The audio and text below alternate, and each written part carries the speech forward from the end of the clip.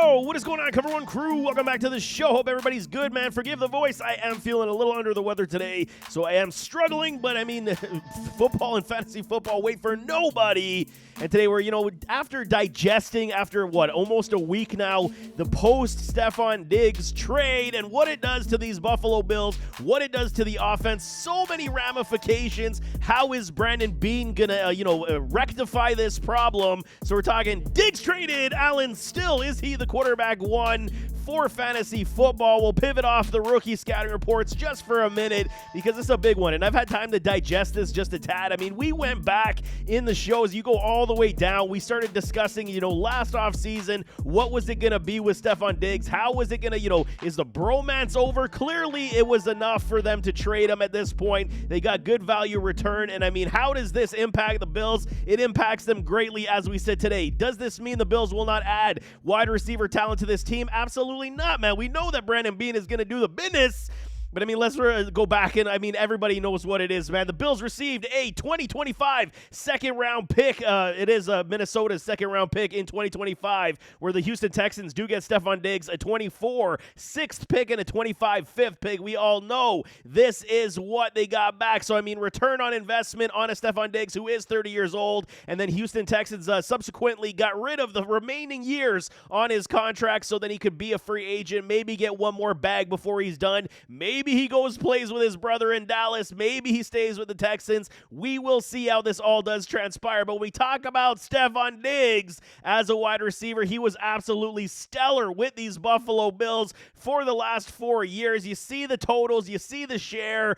And, I mean, it's very much a relative, the fact that, the offense was absolutely 27 to almost 30% of offensive share production when it came to target share, when it came to production as a wide receiver. Stefon Diggs was the offense with a Josh Allen, and it did help promote what Josh Allen could eventually become as a quarterback. Right now his ADP is wide receiver 21, overall number 40 for Stefon Diggs. It does cloud what these Houston Texans are at the moment when it comes, everybody's on top of Nico Collins. Tank Dell was super exciting. Now you add somebody like Stefon Diggs. Overall, this offense is going to be extremely solid with a CJ Stroud. But what does it do to this wide receiver room when we're talking about fantasy football? This is the point, man. 1,500 yards, 1,200 yards, 1,400 yards, 1,100 yards, coming off his worst season in the 4-year stretch when it came to yardage. And then, I mean, receptions 107 still was very good. Target share still anywhere from 155 to 165 is basically where you got him. And, I mean, touchdown productivity did still sustain for a Stefon Diggs. Texans depth, like I'm saying, this offense is going to be a madman. CJ Stroud, Joe Mixon, Dameon Pierce, Nico Collins, Tank Dell, Dalton Schultz, Noah Brown, John Mechie, Robert Woods, Xavier Hutchinson, Brevin Jordan. I mean, and then you add Stefon Diggs to the mix. This is an offense that is going to be reckoned with. So what do we say about Diggs going to Houston? How is this going to impact Houston? It could impact them in a very big way. Will he be the secondary guy, or will he still be the lead guy? I think CJ Stroud has proven in his time at Ohio State that he can spread the ball to guys like Garrett Wilson, Chris Olave, Jackson Smith-Njigba, so he is not no stranger to spreading the ball to any of all wide receivers. And this is what the Bills lose, man, in a Stefon Diggs. All this productivity, you're talking in 2023, even almost crept up to 30% share of the offense. That is now gone, man. 27.88 was the 4-year average of share on the offense in the passing side. But now we're talking about key losses for these Buffalo Bills this offseason. Very big, man. We got Stefon Diggs no longer on the team. Gabe Davis gone. Trent Sherfield, Deontay Hardy, Lat Murray, Damian Harris, all at least, add up to what the Bills did offensively. You're talking total targets 450 or 445. They lost 308 targets just in all the losses right now, man. 197 receptions is lost on this team. 2,300 yards and 17 touchdowns. Brandon Beane has definitely got to learn how to replace now. You have issues. We added some pieces, but it definitely is not your alpha wide receiver one that you're looking for. Losing Diggs and Davis in the same offseason was not something that I was fully expecting. I thought at least we would have kept Stefon Diggs based on the salary numbers, but I think that we can ultimately understand the salary cap and the dead cap really, I mean, if a team wants to get the guys off the club, they will do that, like we saw with the Carson Wentz. Massive cap hit back in Philadelphia, and they said, you're done, we're done with you as well. So, I mean, get you out, the cap hit we'll deal with later on. So all of these losses right now, you still got James Cook, Dalton Kincaid, Dawson Knox, Khalil Shakir. That's going to be your bread and butter as we sit today. And they got to add more pieces. Obviously, I have that on the next one, but I'm telling y'all, when you're talking about the evolution of this offense, could the Bills be the one, mimicking the Kansas City Chiefs, Travis Kelce-esque style offense, where it is Dalton Kincaid being the primary target, and then you supported pieces in your wide receiver room outside of that. I mean, Khalil Shakir was very good last season as the season did wear on, but I mean, now he doesn't have guys like Stefon Diggs and Gabe Davis pulling coverage. Is he going to be a true wide receiver one on an offense? This is something that we don't know and we have not seen from a Khalil Shakir. We know that he's very good as a secondary piece with other talented wide receivers pulling coverage, but I mean, they definitely got to add pieces with all the losses. I mean, 197 receptions, 2,300 yards, and 17 touchdowns is not easy to replace in April, man. And I'm telling you, especially with the offseason of free agencies basically scooped up. Yes, you still got some talent like DJ Chark, potentially OBJ, etc. Name being floated out there, but I mean, it is a problem. And Josh Allen, we're talking about right now, surprisingly enough, he has not necessarily moved up and down the rankings quite a bit. Still is the quarterback one in terms of ADP, overall 20, so he is still being the first quarterback taken off the board, but we are super early in this process. This will absolutely change based on the NFL draft, based on who the Bills do sign. If they do, perform a trade as well, we will see, but I highly doubt they're going to trade for a veteran, like a T. Higgins. Potentially, they're saying, they could trade him. $21 million cap hit for T. Higgins right now on the franchise tag, and then you got to extend him to a big deal when you got $31 million in dead cap or whatever it is, $27 million dead cap for the Buffalo Bills. Not good, no bueno for the money. But we're talking about what Josh Allen was with a Stefon Diggs. You're talking straight elite performance in fantasy football productivity with a Josh Allen. I'm telling y'all, man, 405 points, 417, 412, and then 410, ranking 1, 1, 2, and 1. Overall, he is the best player in fantasy football in the last 4 seasons, y'all. 17,500 yards, 137 receptions, 57 interceptions. So even with all the interceptions and turnovers that Josh Allen provided you, the Buffalo Bills, and your fantasy football team, he was still able to, etch out the fact that he was the top quarterback and the top player in all of fantasy football. Except for 2022, he just missed it by like 20 points to be 4 straight years of the top earning player in all of fantasy football. So this year, like I said, the depth for these Buffalo Bills, James Cook, Dalton Kincaid, Khalil Shakir, added somebody like Curtis Samuel, so that's a good ups. At least we got somebody. Dawson Knox, good to see his role increase once again. We could see more double tight end sets coming for the Buffalo Bills. Justin Shorter, we'll see. I mean, a lot of people are hopeful. I mean, we'll see what that one is. Andy Isabella, Matt Collins, another, free agent pickup. KJ Hamler, another free agent pickup. Ty Johnson, and then Terrell Shevers. I'm stuttering already, but I'm telling y'all, the Bills still absolutely need to add a bunch of wide receiver talent here, if not get an elite level presence. But let's discuss, who they did bring in on these new additions. Curtis Samuel, always been a fan favorite of mine. Loved him more back when he was with those Carolina Panthers over the Washington Commanders, the Commies.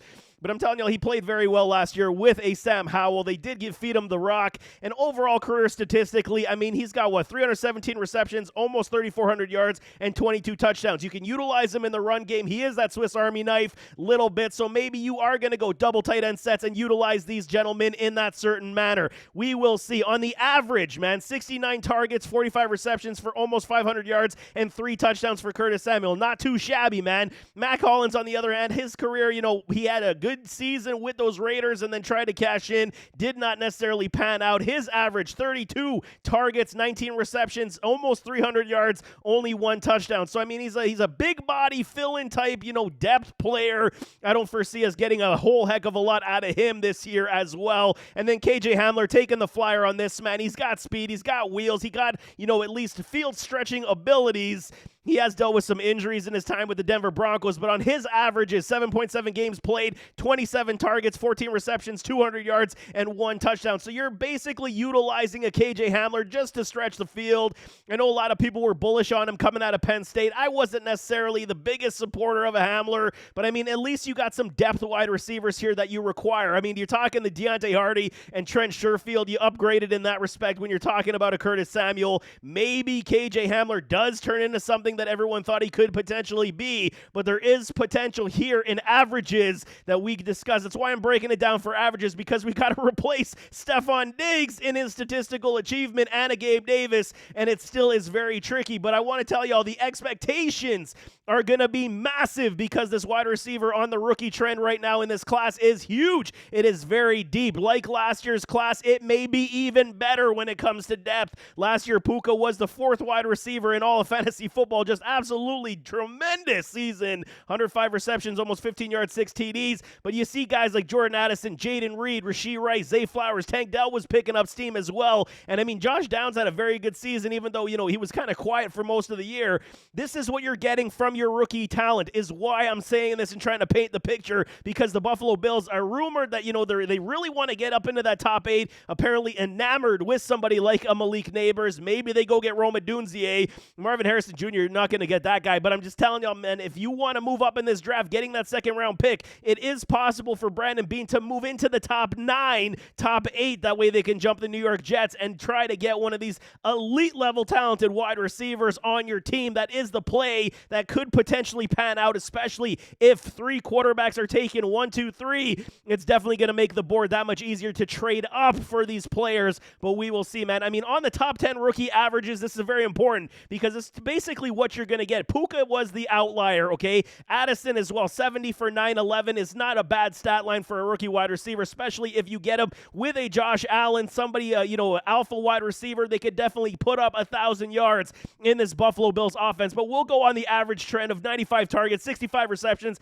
824 yards, and then 6 touchdowns. Gives you 153 fantasy points, but this also assists Josh Allen in trying to build up the stat line in the aggregate, man, trying to replace somebody like a Stefon Diggs. It is very important. So you're talking, you got to be drafting your wide receiver to be a big-time player on this team, and there's a lot of them as well. But by the numbers, you're talking Bills losses, the player losses that they did have, 308 targets, 197 receptions, 2,300 yards, and 17 touchdowns. That's what they lost, man, with Diggs, Gabe Davis, and all the other wide receivers. That is gonzo for the Buffalo Bills. New player additions. We got to add this back to it. 128 targets, 78 receptions, almost 1,000 yards, and 5 TDs. So the rookie averages as well, we'll jump that in there as well, because this is part of the formula of why and how you got to replace these numbers for Josh Allen to give him some more productivity. 95 targets, 65 receptions, 824, and 6 touchdowns for the rookie averages.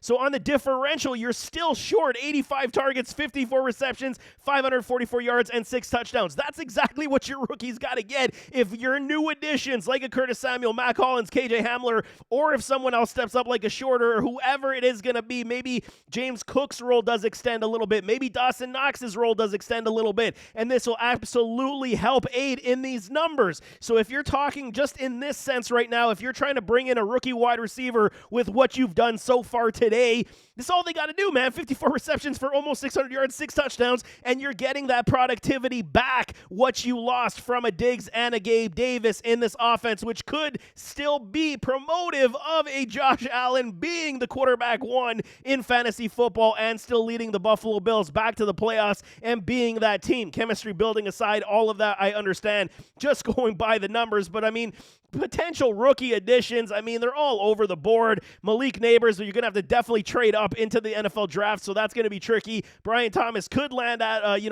28, pick 28 for the Bills. Keon Coleman, Adonai Mitchell, Xavier Worthy, Xavier Legette, Ladd McConkey. You got wide receivers. Do the Buffalo Bills do a double dip, stay at 28, and then try to move up in that 2nd round and try to double dip on these wide receivers to get 2, a.k.a. what the Green Bay Packers did the last season? So we'll see how this Buffalo Buffalo Bills team does decide to go. But by the numbers, it is not out of the question that the Buffalo Bills, with what they have on the roster today, who they could potentially add in free agency and drafting a good, solid rookie talent or two and at the wide receiver spot. And you just got to, try to get this number back up there of 54 receptions and 600 yards and 6 touchdowns. And Josh Allen could still be the quarterback one in fantasy football. So it's not out of the question. Definitely is, going to be tricky for the Buffalo Bills, but it's definitely not out of the question for Josh Allen to repeat as a top quarterback. But he's likely going to be in that top 3, especially if he's going to be taking off and running the football a little bit more if the wide receivers don't have the chemistry and they don't have the guys that they definitely want. But there you have it. That is, what do the Buffalo Bills do without Stefon Diggs? Now that we've had time to digest it a little bit, it's sad to see Diggs go, but I do think it was time. Both sides, the bromance is gone. I mean, both sides needed a new start, and let's see what these Buffalo Bills do as they pivot with the retool this season. I mean, last 4 years they've tried and they haven't been able to beat those Chiefs, so we'll see what they do in the NFL draft and then continue on in free agency as they add more talent to this wide receiver room. But there you have it. Nevertheless, as always, don't forget to hit that like button, hit that subscribe button, jump in those comments, give me your thoughts, and we'll see you next time. I am out.